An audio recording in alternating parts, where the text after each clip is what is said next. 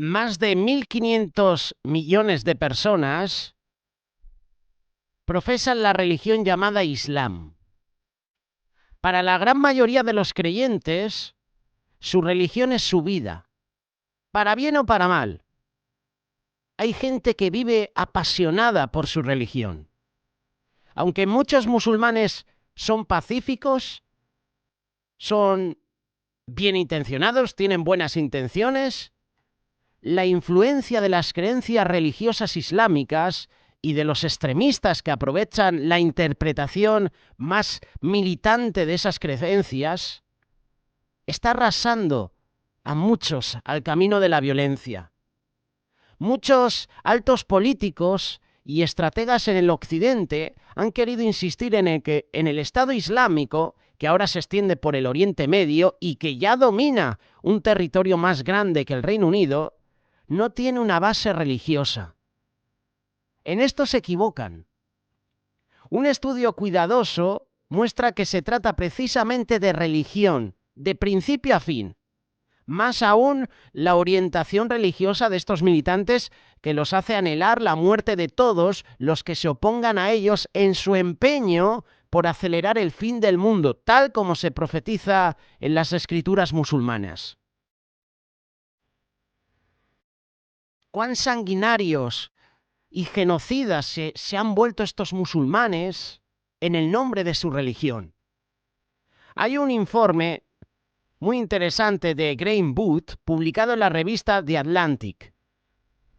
En septiembre, el jeque Abu Mohamed Al-Nani, vocero principal del Estado Islámico, hizo un llamado a los musulmanes en los países occidentales como Francia y Canadá para que busquen a un incrédulo y le rompan la cabeza con una piedra, lo envenenen, lo atropellen con un coche, le destruyan sus cultivos.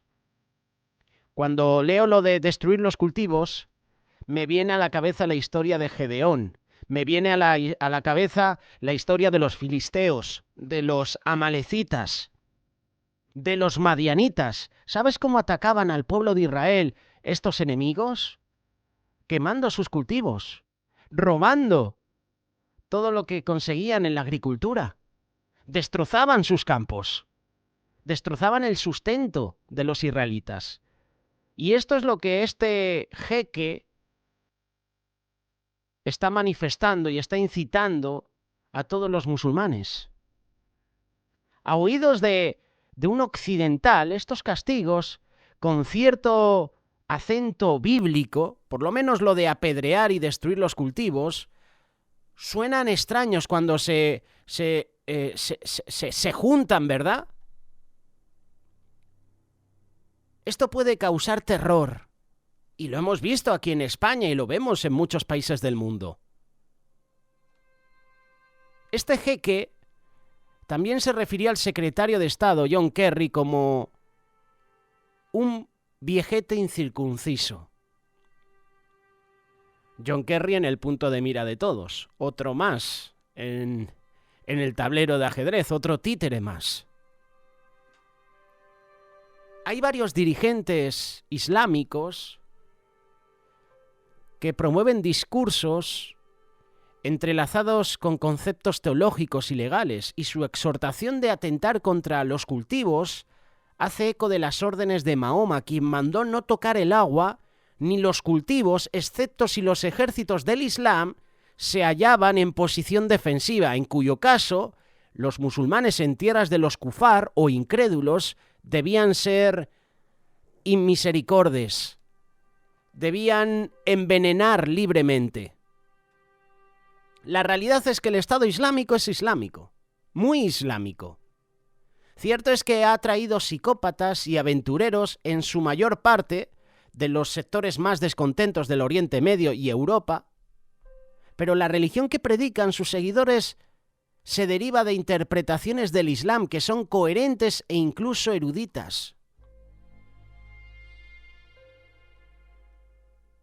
Lo que a mí me llama la atención son los voceros, son los medios de comunicación que le dan voz a grupos terroristas, al Estado Islámico.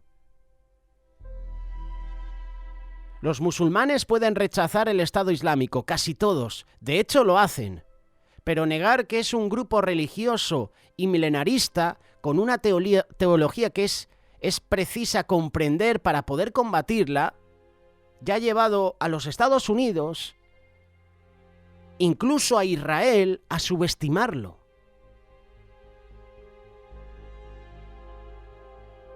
Te hago la pregunta, ¿y tú eres apasionado por tu religión? Muchos dirán, yo no, para nada. Aquí en nuestra sociedad occidental, entre comillas, educada, no podría ocurrir nada parecido, y se equivocan. La palabra inspirada de Dios deja muy en claro que en los postreros días de esta sociedad aparecerá en el escenario una religión poderosa que se dirá supuestamente cristiana. Dirá representar a Jesús y se apoderará de vastas extensiones del mundo, con sus templos, sus negocios y la mayor parte de su modo de vida. La mayoría de los que viven en este tiempo llegarán a ver un mundo en el que una forma nominal del cristianismo detendrá el poder en el occidente, en un grado que causará envidia a los militantes del día de hoy.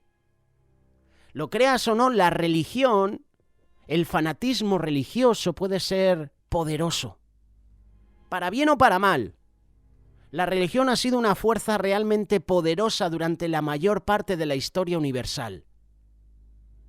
La religión toca un profundo anhelo en la naturaleza humana, que es seguir a un poder superior y prestar servicio a algo más grande que uno mismo.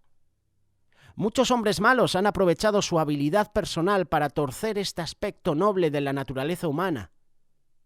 Las profecías inspiradas de la Biblia indican claramente que en los próximos años las sociedades del mundo serán sacudidas por un choque de religiones, de proporciones monumentales. Dos grandes potencias mundiales, cada una respaldada por su pasión religiosa, llegarán a la guerra al final de la presente civilización. Y yo me atrevo a decir que una religión será la cristiana y otra religión será el Islam, que es el choque que estamos viviendo hoy en día. Cristianos contra musulmanes. En ese punto el mundo entero quedará atónito cuando una tercera fuerza, el líder de lo que parecerá ser otra religión, intervenga con poder asombroso para impedir que la humanidad se destruya a sí misma. Y todo esto se encuentra en la Biblia. Cuando leemos en detalle sobre el Oriente Medio, que en su mayor parte está bajo la influencia del Islam, uno se da cuenta de que millones de seres han pasado toda la vida oyendo que han sido pisoteados por los Estados Unidos, por sus aliados europeos, y especialmente por los judíos, a quienes persiguen con tanto empeño. Cierto es que en el pasado, las naciones árabes fueron conquistadas por las potencias europeas, quienes alteraron sus fronteras nacionales con fines políticos y que se han sentido denigradas y víctimas de persecuciones en sus propias ciudades y aldeas. También en zonas rurales y en zonas urbanas. Muchos han deseado entonces con ardor venganza. El problema, ¿sabes cuál es? Que tuercen la realidad, tuercen la historia. ¿Sabes de dónde vienen todos estos conflictos? De Abraham. Vienen estos conflictos de los tiempos de Noé, cuando Noé maldijo a la generación de Cam. ¿Recuerdas el pasaje cuando Noé sale del arca y se embriaga? Uno de sus hijos, Cam, al ver la desnudez de su padre, en vez de cubrirle, lo que hizo fue reírse, fue a contarle a sus hermanos, Sem y Jafet, lo que había sucedido. Vio a su padre desnudo porque se emborrachó y no le cubrió en amor, no cubrió esa falta. Aprovechó a confesarlo a sus hermanos. Y sus hermanos, Sem y Jafet, lo que hicieron fue cubrir la falta del padre. El padre, cuando volvió en sí, Noé, maldijo a la generación de Cam. Y curiosamente de Cam vienen todos los enemigos de Israel. Qué interesante, ¿verdad? Luego el Señor destruye Sodoma y Gomorra Pero de Abraham sale Isaac, el hijo de la promesa, pero sale también Ismael, el hijo de la esclava. Los ismaelitas son ahora mismo todos los musulmanes. Y desde ese momento están en conflicto. Pero ¿a qué esto no te lo cuentan los medios? Siempre te hablan de que el malo de todo es Israel. Esto viene de la época de Abraham. La palabra de Dios dice que Ismael hacía bullying a su hermanastro Isaac. Le hacía mal. Viene de esa época. Viene de esas historias entre Ismael y Isaac cuando los musulmanes ya eran enemigos acérrimos de Israel. Y todo empezó en la infancia. Y todo empezó por una mala decisión de Abraham, de Sara y de Agar, por no esperar los tiempos de Dios. Innumerables árabes musulmanes han sido alimentados por sus imanes y otros líderes con una idea, una ideología que sugiere que un futuro Mahdi o superlíder religioso político vendrá al final de esta era para librarlos de la opresión, devolverles su orgullo perdido. Ahora mismo muchos en el grupo que se autodenomina Estado Islámico está perpetuando y agrandando estos conceptos e ideas. Su pretensión es establecer un califato, es decir, un verdadero imperio del Islam mediante el cual sus partidarios puedan unirse y romper las cadenas impuestas por los pueblos de Europa de los Estados Unidos. Pero su objetivo número 1 es la destrucción de Israel. Es claro que las masas árabes están descontentas. Los extremistas religiosos azuzan esa sed de venganza invocando antiguas profecías musulmanas. Y como modo de desquitarse y de poder levantar la cabeza de nuevo, lo que hacen es atentar contra judíos, contra cristianos y con cualquier inocente. Mira la profecía inspirada por Daniel en su libro, capítulo 11. En esta profecía, Dios describe una restauración final del antiguo imperio romano en Europa, que obviamente queda al norte de los estados árabes. El momento descrito es al cabo del tiempo, Daniel capítulo 11, verso 40. Es decir, en los últimos años de la civilización actual. Y en este punto, el rey del sur, que es un líder poderoso de las naciones árabes, ataca al líder del imperio romano restaurado o va a contender contra él. Eso es lo que dicen algunas versiones. Con sus armas tecnológicamente superiores, la potencia europea, denominada la bestia en la profecía bíblica, se va a levantar como una tempestad para arrollar a la potencia musulmana. Entonces la bestia y sus ejércitos entrarán en la tierra gloriosa y se apoderarán de buena parte de Oriente Medio. Dice la palabra en el libro de Daniel que no escapará el país de Egipto, versículo 42. Pero enseguida señala también la llegada de un gran ejército que viene del oriente a pelear contra la bestia e impedir que se apodere de todo el mundo, versículo 44. En ese punto la humanidad estará al borde del suicidio total, es decir, la aniquilación total de sí misma. Solo entonces, según indica la Biblia, va a intervenir el líder religioso final y más grande de todos los tiempos para poner fin a las guerras humanas. Llamo líder religioso entre comillas porque así es como lo conocen muchos. Pero recordar que no es lo mismo religión que relación. Ese líder es Jesús y vendrá con su reino y pondrá fin a las guerras humanas. Y habrá tiempo de paz. ¿Quién es el rey del norte?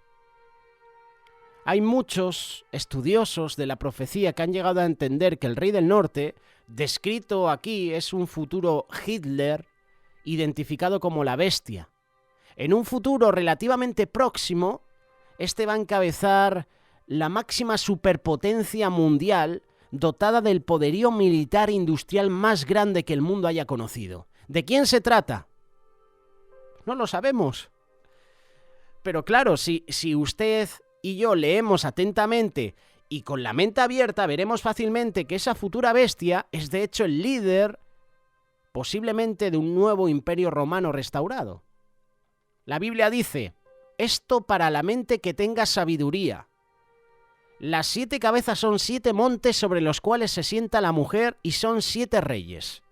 5 de ellos han caído, uno es y el otro aún no ha venido, y cuando venga es necesario que dure breve tiempo. La bestia que era y no es también el octavo, y es de entre los 7 y va a la perdición. Y los 10 cuernos que has visto son 10 reyes que aún no han recibido reino, pero por una hora recibirán autoridad como reyes juntamente con la bestia. Estos tienen un mismo propósito y entregarán su poder y su autoridad a la bestia. Apocalipsis capítulo 17, versículo 9 en adelante. Llevando este pasaje a la actualidad, muchas naciones europeas están entregando su poder por las buenas a una de las naciones más importantes de Europa. Con el tiempo, el líder final de este sistema, que la Biblia identifica como la bestia, tendrá 10 reyes o reinos aliados con él, y un poder que se va a extender mucho más allá de dichos reinos. El apóstol Juan nos dice: todas las naciones han bebido del vino del furor de su fornicación, y los reyes de la tierra han fornicado con ella, y los mercaderes de la tierra se han enriquecido de la potencia de sus deleites. Apocalipsis capítulo 18, verso 3. Ahora bien, tú y yo, como discípulos de Cristo, no debemos ceder a sus tentaciones. El apóstol Juan nos advirtió: salid de ella, pueblo mío, para que no seáis partícipes de sus pecados, ni recibáis parte de sus plagas. Versículo 4, Apocalipsis capítulo 18. Los gobernantes de este complejo militar industrial, guiados por sus líderes religiosos, llegarán a tal grado de arrogancia que van a pelear contra Jesucristo cuando regrese como Rey de Reyes. Así lo dice la palabra. Apocalipsis capítulo 17, verso 14 y 15. Pelearán contra el Cordero y el Cordero los vencerá, porque Él es el Señor de señores y Rey de reyes, y los que están con Él son llamados y elegidos fieles. Me dijo también: las aguas que has visto donde la ramera se sienta son pueblos, muchedumbres, naciones y lenguas.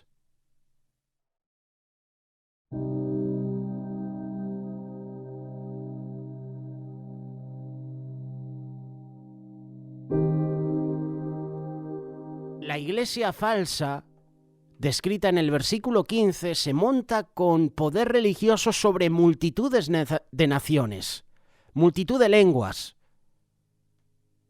La palabra de Dios dice que este sistema se describe como habitación de demonios. Esta es una realidad y así lo dice la palabra de Dios. Dice que es una guarida de todo espíritu inmundo y alberga a toda ave inmunda y aborrecible. Apocalipsis capítulo 18, verso 2. Yo cuando leo esto me quedo atónito. Y por supuesto, hay temor de Dios. Porque muchos vamos a desear que Dios venga antes de que suframos esa persecución. El poder de la religión, mal utilizado, es tan arrollador que cientos de millones de seres humanos se dejarán arrastrar por una corriente religiosa falsa, una mujer que cabalga sobre la bestia, lo cual simboliza su papel controlador.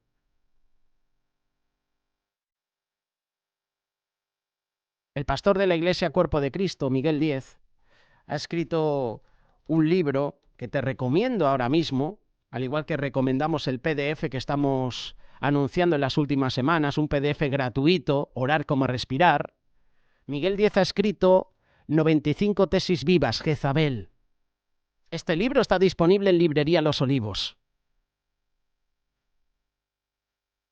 Como Jesucristo multiplicó panes y peces para alimentar a multitudes físicamente hambrientas, así continúa multiplicando la santa harina de su palabra pura, libre de perversas levaduras, que su espíritu la hace vivificadora, procreando más discípulos suyos para que sean divinas semillas, hijos de su reino. Este libro está disponible en Librería Los Olivos. 95 tesis vivas, Jezabel.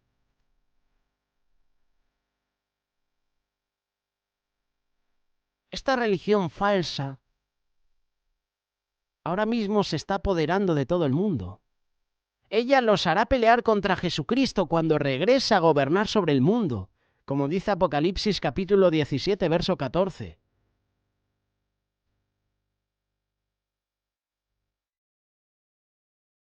Las escrituras revelan que luego de las tremendas perturbaciones por el rey del sur y luego de la derrota de ese enemigo por el rey del norte, habrá una guerra final como algo que el mundo nunca ha conocido.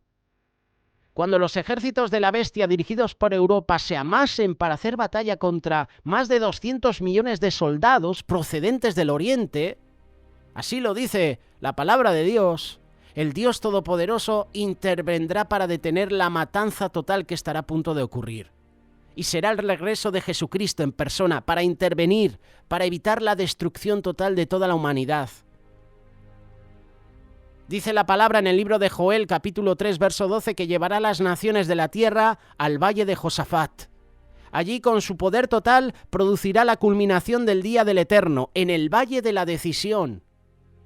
Las estrellas retraerán su resplandor, y el Eterno rugirá desde Sión y dará su voz desde Jerusalén, y temblarán los cielos y la tierra. Pero el Eterno será la esperanza de su pueblo y la fortaleza de los hijos de Israel. Dice la palabra que habrá un terremoto que sacudirá toda la tierra.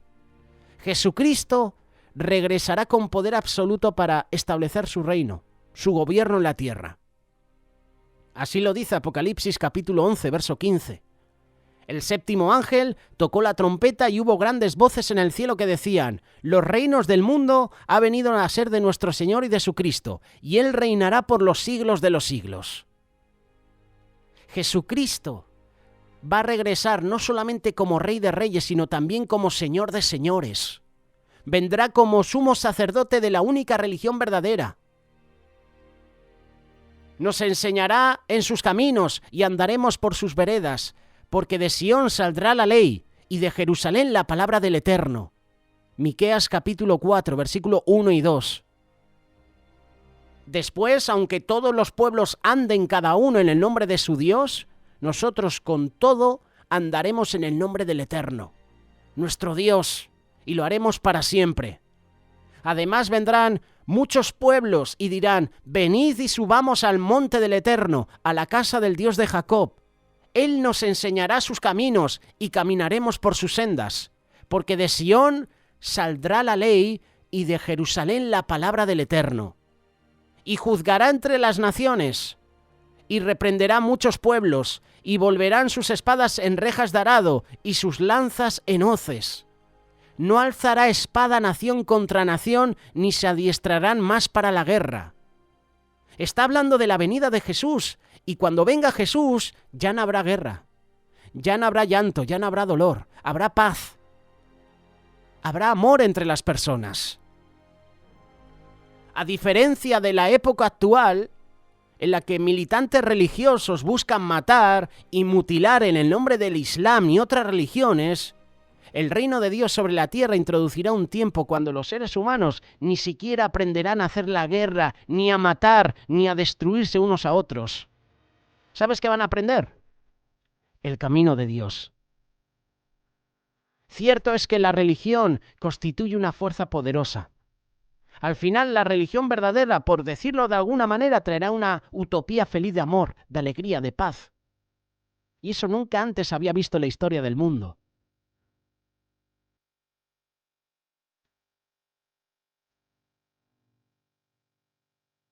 Ese futuro ya empieza a producirse en estas batallas entre europeos y naciones árabes.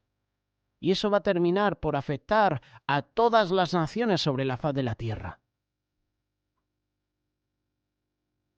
Todos hechos que estamos describiendo empiezan a ocurrir a nuestro alrededor.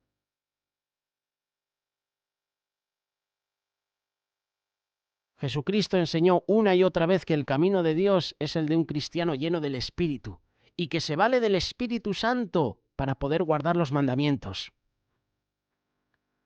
Jesús también dijo que los que enseñan y practican hasta el más pequeño de los mandamientos serán bienaventurados por hacerlo. Tristemente, la mayoría de quienes se declaran seguidores de Cristo han ideado toda suerte de argumentos para demostrar que el cristianismo no necesita guardar los mandamientos de Dios. Tú y yo sabemos que eso no es así. Lo vemos en la palabra de Dios, lo vemos en la Biblia. La verdadera fe de Cristo se presenta reiteradamente como algo basado en el camino de Dios. Un camino en el que todos guardan los 10 mandamientos y los tienen como su modo de vivir, como un camino que trae paz a todo lo que sigue. Apocalipsis capítulo 14, verso 12. Aquí está la paciencia de los santos, los que guardan los mandamientos de Dios y la fe de Jesús.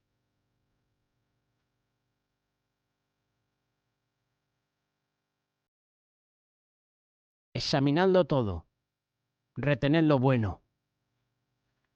Que Dios nos ayude a comprender la importancia y el poder de la religión verdadera y cómo ésta va a realizar un cambio en su vida personal y dentro de poco tiempo en el mundo entero, para que todos puedan aprender a caminar por el camino de la verdad.